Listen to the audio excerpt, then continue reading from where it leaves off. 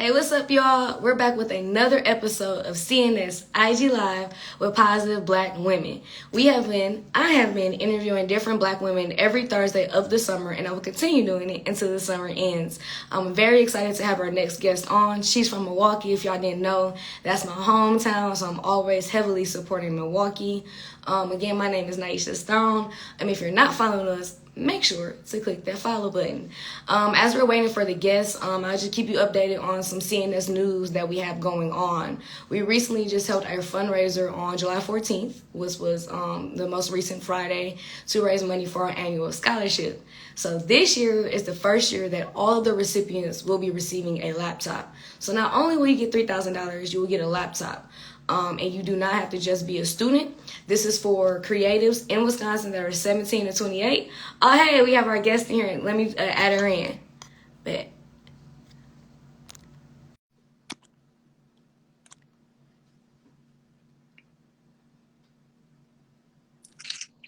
Hi, Crystal. Hi, Naisha. How are you? I'm doing great. How are you? I'm good. Thank you. Your shirt and your braids cute. You look great. Thank you very much. Thank you. Well, thank you so much for joining me. To everyone that's here, my name is Naisha Stone. This is Carving Stone. We're your weekly source of positive news. And we're back with another episode of CNS IG Live with positive Black women. You know, it's a lot to say. And today we have Crystal Ikanih-Musa, who is an international lawyer. Did I say it wrong? Ikanih-Musa. Ikanih. Yes. Musa. Got you. I'm so sorry. I have people say my name wrong, so I really do apologize. So I'm sorry. But I want to talk about you being an international lawyer. I usually always hear people saying they want to be a lawyer, but never have the international on it. So I want to know why an international career and like how did that begin? Yeah, so I've always wanted to be a lawyer as far as I can remember. Like I remember growing up, I used to make like contracts to get my dad to buy McDonald's for us, and I would make him sign it. So it's always been something I wanted to do. And then as I got older, I thought I wanted to do like criminal law, be a judge. But by the time I got to law school, I realized that I had more interests that were global, like human rights, international human rights. And that just really influenced me. And I knew that I didn't want to use my law degree the normal way and practice the way that lawyers normally do. I wanted to do something different. And I love traveling. So I wanted a career that would allow me to travel, make a global impact, but at the same time use my law degree. And so I did some research, like, typing in things in Google, what can you do with a law degree, what sectors you can join. I met some people online that I saw their careers to ask them more about it and interview them. And that's when I learned about, international law. There were specific law schools that were focusing on international law as well that I had some friends attending. So I was like, I think that's where I want to start my career off with. So that's how I found out about it. Trust me, coming from Milwaukee, I did not know it existed. So no, I definitely have to do my research too. Like just having a positive media company, I had to literally just set up meetings with random people, like business people, journalists, tech people, exactly. And just to figure out what the heck is going on because I did not know nothing. Exactly. And I still don't know much about like being a lawyer, but what is some differences about learning the law, within the United States, but then learning the law, internationally? Like, what are like some key differences? So the thing about law school, here in the United States, you learn the law according to the state that you plan on practicing in. So you learn federal law and state-specific laws. But then if you want to have a focus that's more on international law, you start to delve more into international human rights laws, like international treaties that countries sign, different types of high-level international meetings, summits that they have, and then they can create like declarations. And so these international events a lot of times are led by like organizations like the United Nations, and then they create different treaties, countries sign on to them, and then all of that, you know, starts to get implemented within the countries. And so it becomes your country's laws as well. So like, for example, when it comes to women's rights, CSW, that's a big event that happens. And there's so many treaties that have been created focusing on women's rights, even within the international and regional levels as well. And so countries normally adopt those into their own federal policies and everything. So you start to see a lot of overlap. You start to get familiar with all these treaties. You start knowing which countries signed on to them. I do a lot of advocacy. So depending on what we're focusing on, we use those as tools to advocate for these countries, and just so that they can, you know, acknowledge and do better with human rights. What does it mean to be an advocate? Well, use your career to be an advocate specifically when it comes to being a lawyer. Yeah, so I feel like going to law school kind of helps you with being an advocate. Maybe it's the way the system is created, but it was always a passion of mine even before I went to law school. I went to the University of Wisconsin-Madison, and I was the president of the Black Student Union. And I remember we used to organize different movements and, you know, protest. And so for me, it was just something I always had a passion for. And so the next step, which was going to law school, helped me to even understand further the type of tools I can use for my advocacy, which is like the law. And then also policy reform, learning more about like the legislators, how they create laws. That's always been very helpful with interpreting the law and trying to push for reform. So for me, advocacy, it's a way of, I guess, using everything you learn to try to bring a better result, you know, for individuals, depending on what you do, because there's different types of advocacy, depending on where you work as well. I always tell people, a lot of us, we're advocates and we don't even know it. Mm-hmm. You're always advocating for something, even if it's for yourself. So I just do it for a larger population, I would say. I like how you worded that. Before we get into your role at the Malala Fund, I want to talk about specifically like human rights, and not just that, but how do you manage dealing with the hard stuff that you do within your career, and how do you manage that on a personal side? Because just for me, with journalism, before I got to positive news, I was going to like Texas after Hurricane Harvey, or going to Flint, interviewing these people about these tragedies, and I just couldn't do it no more. So how do you manage? I guess would it be mental health, or just how do you manage that? Yeah, I'm so glad you brought that up. Like, a lot of people don't know about how draining it is. And a lot of advocacy deals with storytelling, like what you do. And so we encounter a lot of people's stories, and it's not just a story, it's their actual life. So it can be mentally draining and exhausting.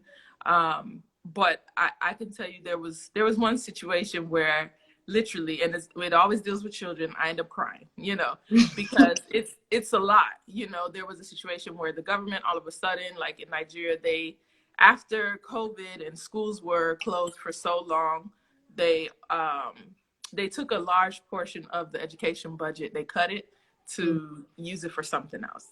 And we've been doing a lot of advocacy around that, and literally I cried, because I'm like, this is so demoralizing. Like, we've been working so hard towards this, and now we've taken 10 steps back. But then for me, because I sometimes don't get the results I want, it also motivates me too, that I cannot stop. But then I do take time out to talk to other people in the sector, you know, my colleagues, friends that I have as well who are dealing with advocacy storytelling, and just sharing with each other, motivating each other. And then the upsides, when I do get to see the impact that's being made, you know, like I store that energy, and it encourages me for the next time that I might encounter something that really upsets me. But it's not easy. You know, that's the side that a lot of people don't know. You may see the glamorous aspects of it, like, oh, she's meeting with this high level government official and everything. But I'm really rooted in the grassroots. And so I make sure I always go and talk to the people that I'm trying to help. So I get to encounter a lot of their stories. But I pray for them a lot. I really do. And it just keeps you humble. You acknowledge and recognize your own privilege as well. But it's not easy. It's not easy. Dang, that's deep. Thank you for sharing that with me, because sometimes I be hearing people's stories. Like, I want to do more than just write an article or do more. So I appreciate people like you who are doing more than what I personally can do. So the Malala Fund. You're doing a lot. Like, you're doing a lot. A part of advocacy is the storytelling. We work very closely with journalists, communications professionals, because once you get the story out there, you know, you get citizen participation. So I wouldn't even discredit that. That's huge. Thank you. When people can share other people's stories. Thank you. I appreciate that. But this is about you. If y'all are tuning in, make sure to leave some questions for Crystal throughout. We'll be on here for about 30 to 40 minutes. Whatever you want to ask, whether it's about her being an international lawyer, her being from Milwaukee, because 414. But if you have any questions, please put them in the comments. Make sure y'all say hey to her. I appreciate you for coming. So, how do you go from Milwaukee to Nigeria? and successfully do it too, though, in the way you want to do it. So what that look like? I'm actually very glad it looks like it's happening successfully, but it was not a straight road. I would tell you that. I'm Nigerian American. My parents are Nigerian. I'm first generation born in America. My parents came to America back in the 1960s, you know, so I was born and raised in America. The transition, so I guess the transition happened when I was in law school. When I was doing the research about international law and having an international career, that's when I met someone online. Like, I just literally wrote this lady and asked her some questions and made her my mentor. And she basically, you sound like me. yeah, I never met her until today. I never met her, you know, and I just asked her, what should I do to get an international law career, an international career period, you know, something like hers. And she just told me, whatever you do, make sure your first year after law school, the summer, she said, you got to get out of America and get some international experience. So, of course, the first place I went was Nigeria because of my connections there. My parents, you know, they had some family members that could host me, you know, help me out. So what I did again, I emailed a law firm I researched and asked them, can I intern with them for the summer? And they said, yeah, to my surprise. And so I told one of my friends, and she emailed them too, like, okay, so both of us went there. It just worked out that way. And so we both went there, spent like 3 months that summer. And that's when I realized I didn't want to practice traditional law, especially in Nigeria. The system is really different from America.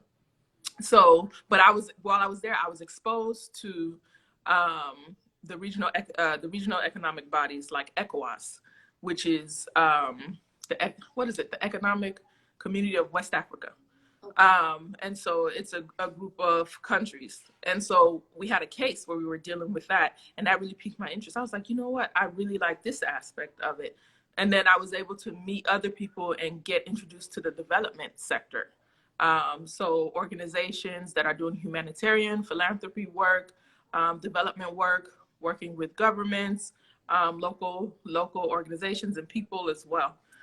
So from that moment, after that summer, I targeted my career towards eventually moving to the continent, starting off with Nigeria, so that I would be able to start my career there. After I graduated, I took the bar. The next day after taking the bar, I didn't even know if I passed. I hopped on the flight to Nigeria. Yeah, so trust me, it was a lot of risky things. And, you know, when you're in your 20s, I think that's the best time to do those things. Literally, thankfully, I passed the bar the first time. But I had a fellowship with the American International Law Society. They gave me a fellowship so that I can work with an organization in Nigeria. which I did. The organization was focused on security and policing and election reform. So that was my entryway into Nigeria. And I knew I wanted to be on ground because that's how you know what opportunities are there. So yeah, it looked like it was a straightforward path, but it wasn't, and it wasn't easy adapting and changing the culture. Even though I am Nigerian, but I'm Nigerian in America, the culture was different, but I still loved being on the continent, and I loved doing the work and having the impact there. Wow, I love that, because it's never a perfect path, but people will be like, well, she in Nigeria, so thank you for not giving up, because we do need people like you. So with you being in Nigeria, you're surrounded by, people that look like us. Yeah. So how does that feel? Like, I know, like, because I don't personally see too many Black women international lawyers or lawyers, period. And I think I just need to do more research. But you're a representation of what a lot of young women want to be. So how does that feel to, one, be in that role, and two, to be doing it, and your family, where y'all was born, where y'all from? So that was the thing that sold being on the continent to me. I remember my family and I, we would travel to Nigeria, during the summers as we were growing up. And I always had this feeling that I never get when I'm in America. Stepping off the plane and all I see is Black people.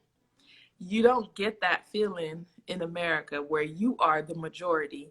Maybe if you go to HBC, but I went to the University of Wisconsin. Milwaukee. I went to Milwaukee, so. And that campus, we were less than 5% Black people, over 40,000 students. In a class of like 500 people, I could be the only Black person. So it was difficult maneuvering all of that. And then feeling empowered when I stepped off the plane and I saw people that look like me, we were the majority. That feeling, I craved it so much. And so I'm grateful that every day that I'm, on the continent, I get that feeling, and I wish so many other people, especially from Milwaukee, where I'm from, get to have that feeling. The thing I can say about other Black women that are lawyers, we stick together. So I know quite a few, I went to law school in DC. The University of the District of Columbia. Right across the street was Howard Law School, American International Law School. So it was like Georgetown, it was so many, so we got to know each other. So once you get into that circle, you start to see the possibility because you're surrounded by those type of people. I know in Milwaukee it seems so difficult, but if you can just break out and bust out of that, you'll see that there are more than what we think that's there.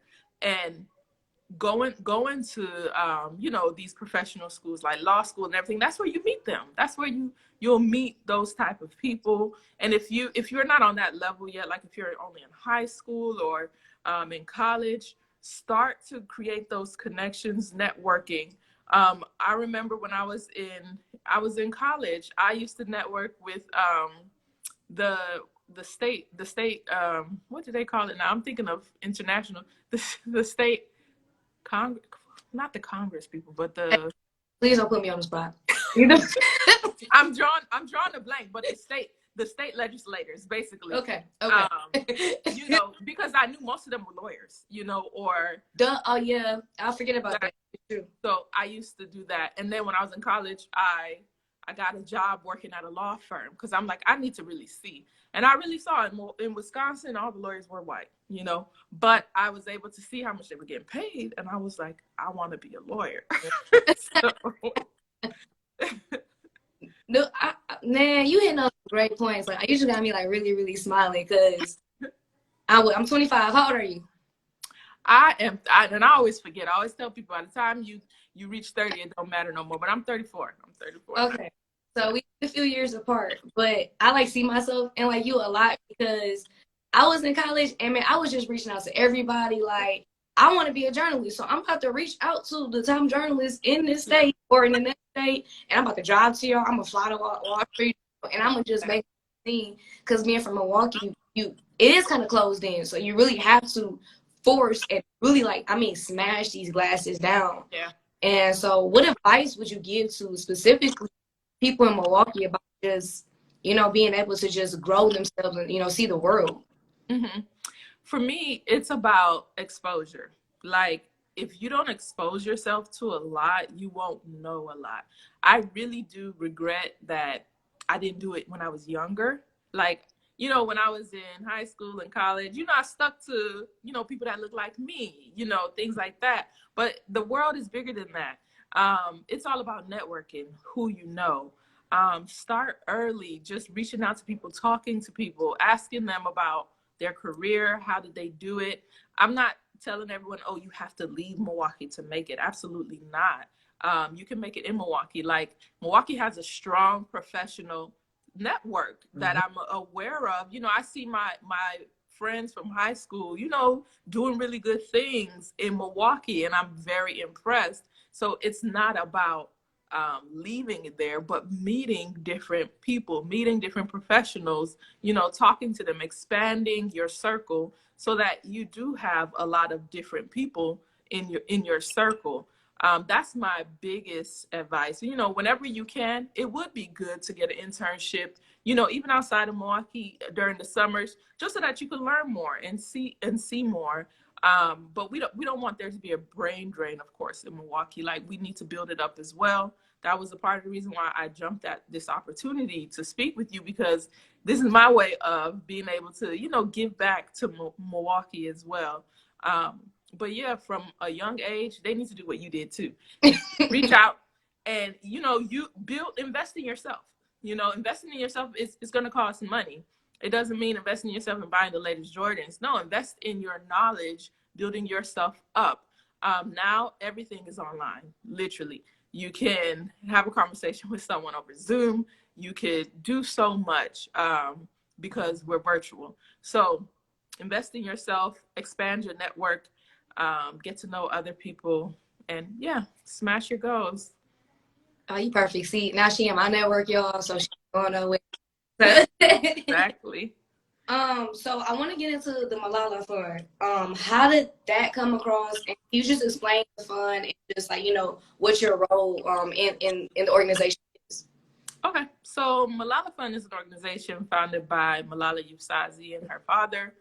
For those of you who don't know, Malala, she was the young blogger who she encountered the Taliban, and unfortunately they actually shot her in the head. But she did not let that stop her. She was advocating for girls' right to education because that's something that was the Taliban was stopping girls from doing. So she created this organization. The way I got into the organization was they started working in Nigeria through one project that they had. I started as a consultant. They were doing a project that was dealing with her movie, He Named Me Malala, like different screenings, using it for advocacy. Then they wanted to expand the country program, and so I became the country representative. And so that's when I led and established the country work. So I was the one that was able to just establish Malala Fund in Nigeria, making sure that we get into the right places. We started providing funding to local organizations that were working on girls' education. So they were creating projects that will help girls gain access to education in Nigeria. We also did a lot of advocacy. So we were ensuring that every child was able to get up to 12 years of basic education. And then from there, I did that for 5 years. I moved on to become the regional advocacy manager for Africa. That's what I'm doing now. So I don't only work with just Nigeria now, I work within the entire continent. And I provide specific support to our country programs in Nigeria, Tanzania, and Ethiopia. We're expanding rapidly, so there will be different countries being added. But I do a lot of regional level advocacy as well, working with different regional level organizations, trying to push for policy reform, human rights issues, dealing with gender and girls' education as well. So that's what I do.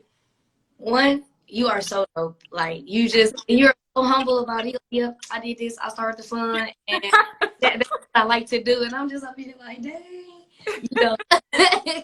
So this definitely has to blow up because a lot of people in Milwaukee or just around the world, they don't feel like they can do the things that you're doing or just use your voice or things that you care about. Where does that confidence come from, or just being able to just stand up even when people tell you no, or it's a whole country against you, but you like no, Right. I would say I had imposter syndrome in the beginning, honestly, because I started the role. I was 27. Normally people who are leading country organizations are old, like 40 and above, and so I would be at the table, seated with these people, leading discussions, and so I would wonder, are they taking me serious, or do they see a little kid, at the table? And then also taking into account culture in Nigeria as well. You really respect your elders. Seniority plays a factor in everything. But what gave me the confidence is when I prayed about it. I would tell you that I prayed earnestly because I knew I had something to say. And I knew that I was intelligent enough. And I knew that I was there on purpose. It wasn't by mistake. Then two, I made sure that anytime I spoke, it was on point. So I did the research.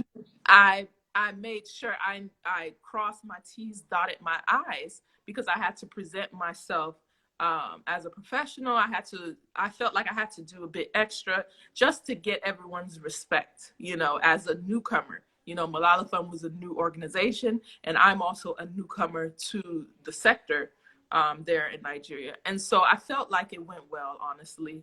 I can say that the organization is pretty established in Nigeria. Like, we're leading in so many areas when it comes to girls' education.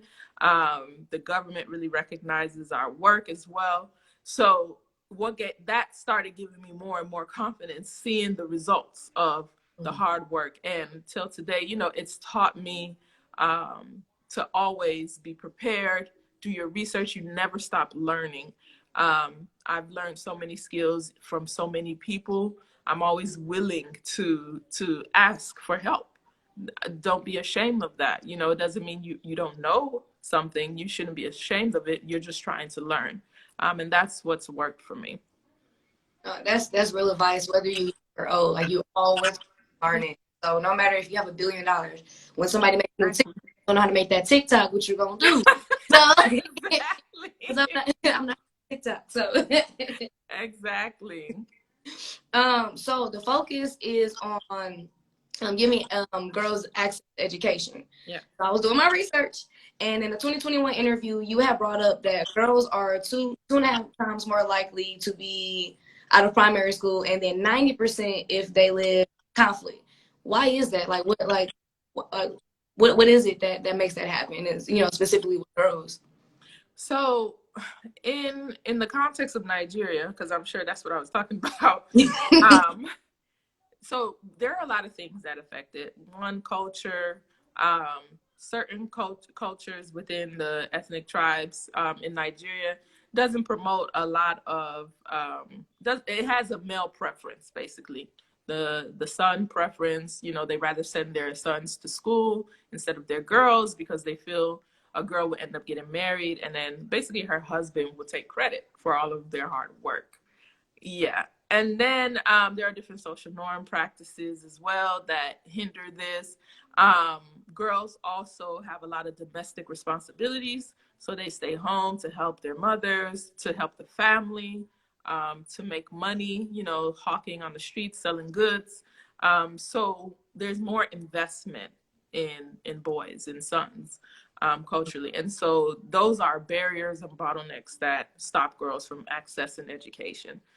In Africa as a whole as well, we recognize that that's also an issue that's widespread. It's not just one case and only familiar to Nigeria. It's very familiar within the entire continent.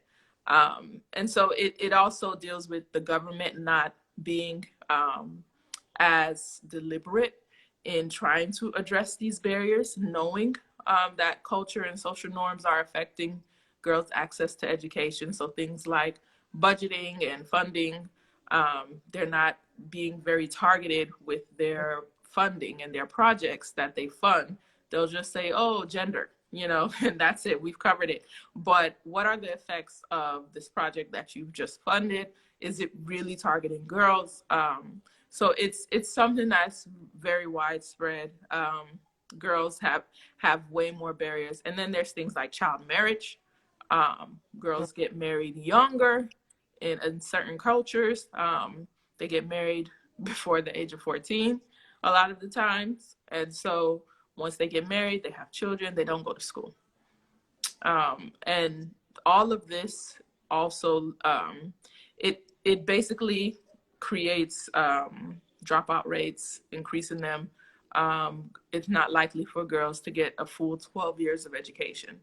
And that's something we need to consider. Malala Fund, we do this work not only in Africa, we do it in Brazil, in Afghanistan, India. Pakistan, yeah, exactly, everywhere. So this is a global issue that we're dealing with. And, and the right to education is an international human right. And so we're just trying to make sure that all children, especially girls, get that right. Before I get specifically into that, you brought the term bottlenecks. What does that mean? So a bottleneck, right? Like picture a bottle, and the neck of the bottle gets smaller, meaning it's harder to get through. And so bottlenecks are basically things that's squeezing the ability of someone or something to get through and get access to that thing. So bottlenecks to access to education for a girl, for example, is child marriage. Once she gets married, it gets smaller. She's not able to actually probably make it through. Her chances are smaller than before. So there are certain things we try to curb to stop these bottlenecks. So for example, we try to delay the age of marriage. We encourage these girls to delay the age of marriage so that they can get that full 12 years. Because do they have that decision? Like, because I know in certain cultures, I'm not very keen on it, but I know in certain cultures they have to, or like, are they able to say, no, I don't want to get married, or is it just depends on the situation? So it's very difficult. A lot of tribes that I've worked with, the girl doesn't have that decision. That decision is made between her father and her uncles. So they'll just come up to her one day and say, oh, you're getting married. It's some old guy. Like she can be 12 and the guy is like 50. And, he's paid the dowry, everything, that you're going with him today. More and more, I'm seeing more occurrences where a girl is standing up and saying, no, she doesn't want to. It doesn't always work out. But the way I look at it, when I say advocacy is a stepping stone, like you're making small waves, you're building on something. Before, girls probably wouldn't even have the courage to say no. Now they're having the courage to say no. It might not help them, but they feel like they can say no. But they still get married, and some of them may run away from their husbands, and then their families will take them right back there. So they really do not have a say in a lot of that. Wow. I have a lot of emotions on that one. Yeah. How can a community, not just for the marriage thing, but just specifically when it comes to giving girls access to education, how can the community, whether that's in Africa or, especially the United States, because, like what can we do, to help push towards giving girls access, not just in Africa, but, United States, just overall? Mm-hmm. I think it starts off with, first of all, awareness. Like, we need to build awareness about what's really going on. Like, for example, what girls encounter versus boys. Gender stereotypes, gender norms, gender equality, all of this stuff plays a factor in how far girls and women can go in life. And we need to be aware of that. That's the first step. Then I think also just approaching it with understanding that there are different things that girls are going to deal with.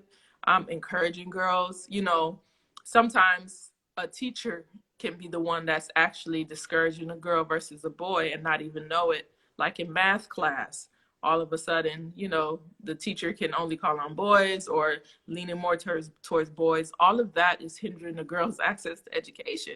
She may not feel like she can speak up. I think also paying attention to policies, how they affect girls specifically. You know, certain policies, they just feel like, oh, it's a blanket policy. It's for all children. But all children are not created equal, just like children with disabilities. They need specific policies and laws. Girls need specific policies and laws too when we address gender. There are often times where if a girl gets pregnant, she cannot go to school anymore, or she can't go to that school anymore. Wow. I remember growing up in Milwaukee, and Lady Pitts was a school you go to when you were pregnant. And that's all. That also sends a message. Like, granted, she still has access to education, but it's also it's stigmatizing as well, you know. And so recognizing all of that, making sure that we're not making girls and women second-class citizens. I think that's the best thing we can do. And then once we understand all that, we can address things like policies. We can address things like the budget, educational budgets. And then for those of us who really want to help worldwide, you know, tap into these campaigns and movements, global movements that are happening. Like Malala Fund on our website, we have ways that you can actually contribute from wherever you are.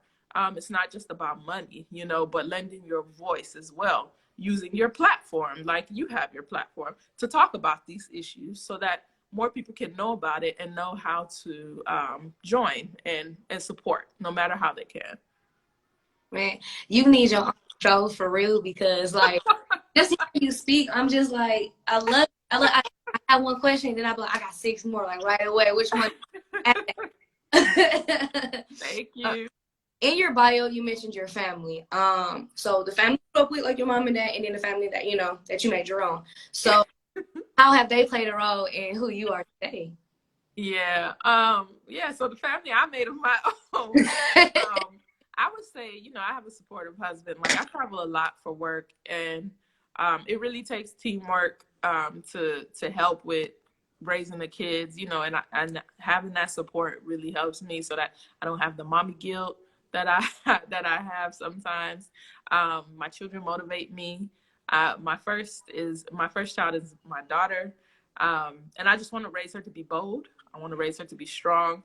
So she motivates me to make sure that I'm doing the same for other people, and everything that I'm doing is to build a better world for them. But it's my backbone. It's the bedrock of, you know, who I am, what I am.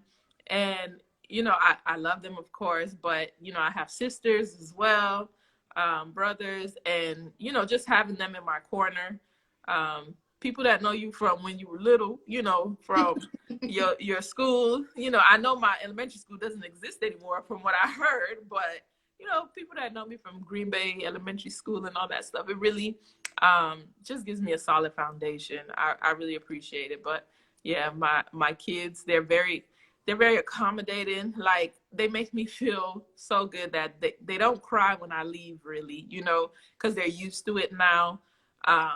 But it's good to see them when they pretend to be like me, like, oh, I have a meeting, and, you know, it makes me feel good that I'm giving them a good example. It's a question I've been asking a lot, especially since the pandemic. How have you been balancing just life and then like business and then like your personal life? Like how do you balance that? So the pandemic hit differently in Nigeria, because I was in Nigeria when the pandemic happened. Yeah, we had a lockdown, but then after a while, people just were tired of it, and we went back to normal life faster than other countries. But it was hard when the kids weren't back in school. Like, I am not able to teach kids through. Yeah, it was difficult. So as soon as they opened that school back up, I sent them kids right back to school, because that was the most stressful part, I would say. Like, you know, they're on their laptops. I'm having to log them into classes while I'm on my laptop having meetings, you know, helping them with questions. It was a lot. So that was the biggest difficulty, I would say, that I had. But it was slow for a bit because people weren't comfortable having meetings in person, so everything was online. So your schedule literally was just meetings from morning till night. Oh my God. Morning to night. And I deal with a lot of different time zones for my job, so you can have meetings at any time. Uh, I feel bad for you. I'm so sorry. No, it's better now. It's way better now. So Good. I wanna know. I never been to Nigeria before or Africa, and I want to go. Could you describe, like, for a person that's never been to Nigeria, what does it feel like? What does it look like? And then, are there any similarities from Nigeria to Milwaukee? hmm I mean, for me, I guess Nigeria feels like, if I could describe it in one word, Nigeria's a vibe. Like, literally, it's fun. Um, I'm so happy to see Afrobeat has made its way globally. What you see in those videos is what Nigeria is. Um, it's a place where people like to enjoy themselves. Um, the weather is nice always, 24/7. You never have to look at what the weather's gonna be because it's always hot. The people, honestly, Nigerian people are good people. I think they're just victims to their circumstances. Corruption is terrible. We need to get better governance. And so right now we're dealing with a lot of insecurity. Right now there's an upcoming election. So, things are a bit heated right now, but it's a country that has influenced the world. There's a piece of Nigeria literally on every part of this globe. When I travel to other African countries, I see our influence there. Like, they watch Nigerian movies, they like the music, and that gives us a sense of pride. And Nigerians are very proud to be who they are. And once you come to Nigeria, you'll feel it. You feel that pride. And they're always happy to welcome people from America. I cannot say there's any similarities to Milwaukee at all. Wondering. It's just totally different. I mean, the only similarities, I guess, is you might see the similar cars. That's it. Or the way people dress, But other than that, there's really not a lot of similarities, I would say. Thank you for being honest. Thank you for being honest. Yeah, it's a different world. It really is. When was the last time you've been to Milwaukee? Ooh. Well, last year, actually. My sister graduated from UWM, so I went there. So last year I was there. How old were you when you moved from the city? 18. When I was 18, I moved to Madison for college, and then after I went to Madison, I went straight to DC. Okay. For law school. So Wow. yeah. What's life like in DC? My friend is currently down there right now. DC is my favorite city. I love it. The reason why I didn't take no one takes the bar in DC, but the reason why I didn't take the bar around DC is because the cost of living is crazy. I'm not gonna lie. It's a fun city for a young professional. You will network. You will meet people from everywhere. It will drive you to want to be successful because of the type of people you're around. It's a young, vibrant city. Like, there's something happening every day, and I love it. But I knew I would want to raise a family, and I was just like, yeah, the city, that type of city living ain't for me. I don't want to, take my kids on the train, picking them up from school and all of that. But I love DC. It's my favorite city. I love it. So we spent a lot of time talking about your professional career, being a lawyer. But who are you outside of all of that? Like, who are you on a personal level? I love that question. That's nice. On a personal level, I'm a sister. I'm a daughter. I'm a mother. I'm a wife. I wear those titles with pride. I'm a friend. I put people first. Work will always be there. Business would always be there, different things. But when someone that's close to me calls, like, I'm loyal. I will drop what I'm doing to be there for you. I'm also a businesswoman. I have several businesses that I do run. I own a salon, co-own a salon in Nigeria. I have a virtual law practice as well, immigration law. And I own a paint and sip business too in Nigeria as well. So yeah, I'm always into something different, you know, exploring things. But yeah, I guess I'm a risk taker naturally, I would say. As I get older, I limit the risk because, you know, I'm responsible for other people, but I'm someone that's willing to try something new. Um, and I like to meet new people. I'm an explorer naturally. I like to go to different countries and explore, meet new people, get new experiences. And sometimes that lands me in funny situations, but it's a good memory once I get out of it. But yeah, that's who I am. I value friendship so much. I value human connection more than anything. I like that because a lot of people don't talk about relationships, or people be like, "I go somebody, I'll cut them off." Like, but man, when somebody stop talking to me, I'll be like, "Why?" Yeah, no, I'm not somebody I would say I cut off people easily. You know, like I will give you chances. You know, and if things don't work out after a while, it must mean that there was no way. Staying on the topic of relationships, how do you keep a good how do you keep good relationships in adult years? I'm 25. I'm still learning that because sometimes you can't be with your friends every day. I live in a different state, so I don't see my family all day. Like, how do you manage like keeping those relationships even if you don't talk every day? Yeah, I feel like social media has made that easier for one. Like, I'm not good at keeping in contact with people. I won't lie. Like, literally everybody I went to high school and college with, they probably never heard from me again. But now that social media exists, at least I can see what's happening and I like their pictures. I make comment, you know. But for me, once I consider somebody my friend, whether we talk every day or not, like because we've had that connection, you know that I will always be there. And I know the same as well. But when it comes to like family, like I do try to make sure I keep in contact as much as possible. Like I literally talk to my parents almost every day, you know, quite often. And then when it comes to like work relationships and networking and stuff, just dropping an email every now and then, you know, or updating somebody. LinkedIn is a good one too. You know, I guess I really depend on social media to keep in contact because it's just easier for me than having to, you know, remember and reach out to somebody. But it is important. I recognize that some people, you know, they don't take it lightly if they don't hear from you. So I'm working on that to become better at it.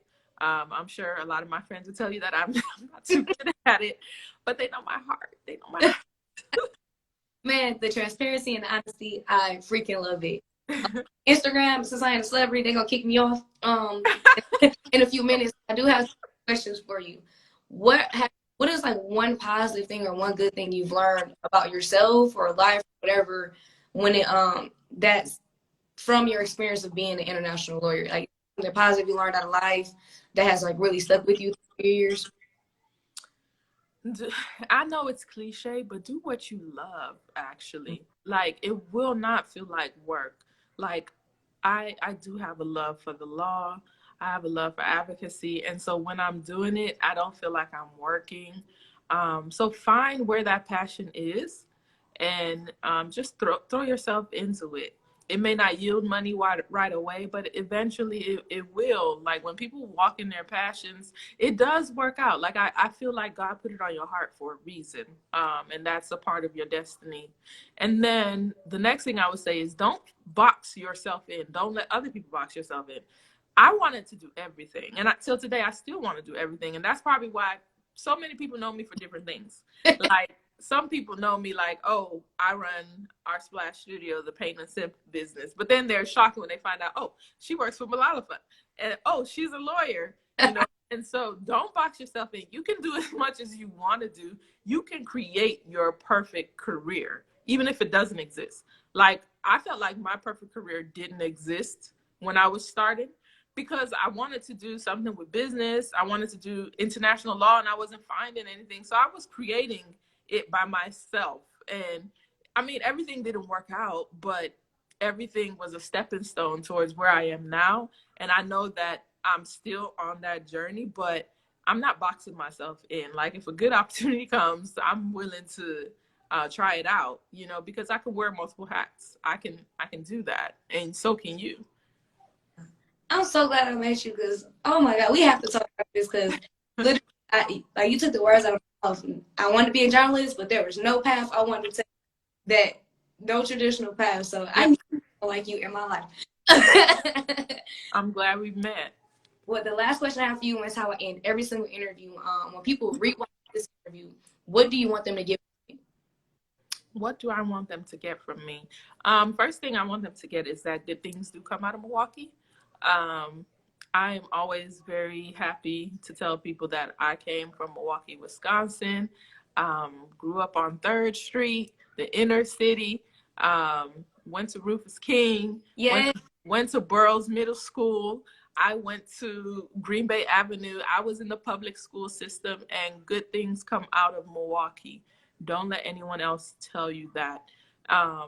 You are not, you're not limited by your environment. You know, people think good things, they don't think good things about Milwaukee, but I know a lot of successful people coming out of Milwaukee. Then 2, I just want people to leave encouraged, knowing that your life, it may not be a straight path, but things are going to work out. Like, I don't know where you are right now. You may not be where you want to be, but just keep going, because each day you may not see the progress, but you are making progress. And each day, do something to learn more, to gain more knowledge. Invest in yourself every day. Take a course.